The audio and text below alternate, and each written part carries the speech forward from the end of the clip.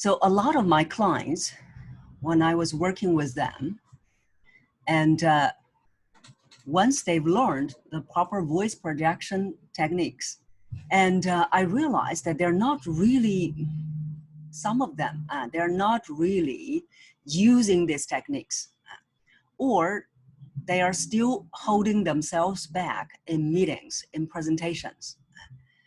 So then I realized that there is something that's blocking them. And this something, this is the barriers, the inner barriers that are blocking them. It is also showing up in the voice. So you may have heard me say that voice reflects everything about you.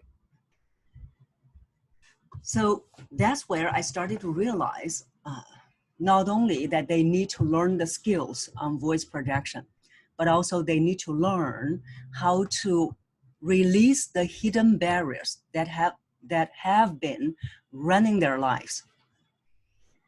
So that is also what inspired me to share with you this work.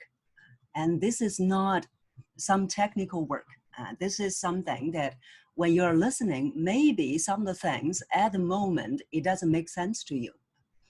And that's the reason that I like to invite you to stay open. In order to identify and release those hidden barriers, you must be open and be aware. And then the next question I always get from my clients, they'll be asking, oh, does that mean that once I'm aware, over time, these barriers, they will be gone? The answer is, of course not. Over time, some people got worse. So if you don't do anything about it, it's going to get worse. It's not that time will heal anything. So for this barriers, mental, emotional barriers, we have to do some work. We have to do some practices. Voice reflects everything about you. And you want to, that's the reason you want to listen to yourself more. And also at the same time, if you really want to have the breakthrough, you cannot just learn the skills. You have to find out behind you are not speaking up. You are not speaking with a powerful voice. What is it? The mental, the emotional blocks that are holding you back. Even if you want to dash forward, you couldn't, because unconsciously there is this concern, this fear holding you back. The fear of, I don't want to let them know that I'm salesy, or I don't want them to know that I'm not perfect. I don't want them to know that I'm not competent. So there are so many barriers that I have identified in my clients. So the biggest is, I am not good enough. So this has a lot of brothers and sisters as well. This I am not good enough. The brothers and sisters could be, you always feel that other people are better. You always feel that they are superior.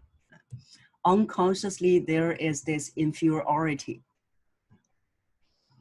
Unconsciously, there can be also this comparison.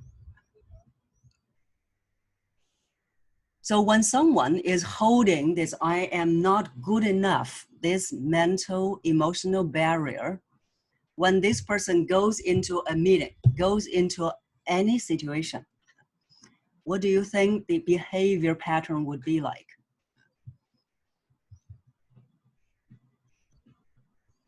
The behavior pattern would be fear. Okay. So fear is the reason. Reserved, yes. Thank you, Alexandra. He won't express, yes. He won't express. When he goes in the meeting, the very first thing is he will be afraid that everyone is going to judge me. Everyone is going to judge me. There is an unconscious dominant thought that everyone is here to judge me, even though that you may not be aware. So that's one of the things. So of course that he won't express, reserved, hold back, defensive, yes. So one is that he wouldn't he would be having the thought that everyone is here to judge me. And then when I have something to say, that I am going to hold back until I have to say it. So he'll be holding back. And if we are going to talk about work, he is going to just talk about work. He may not have other things to talk about. He is not transparent enough. Because being transparent means that they're going to see my flaws.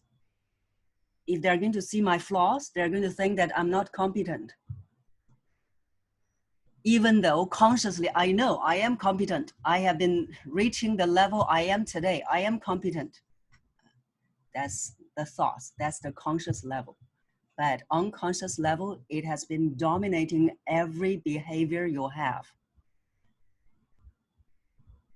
And then if he has to say something related to work, when people are talking about the work, he will take it personally.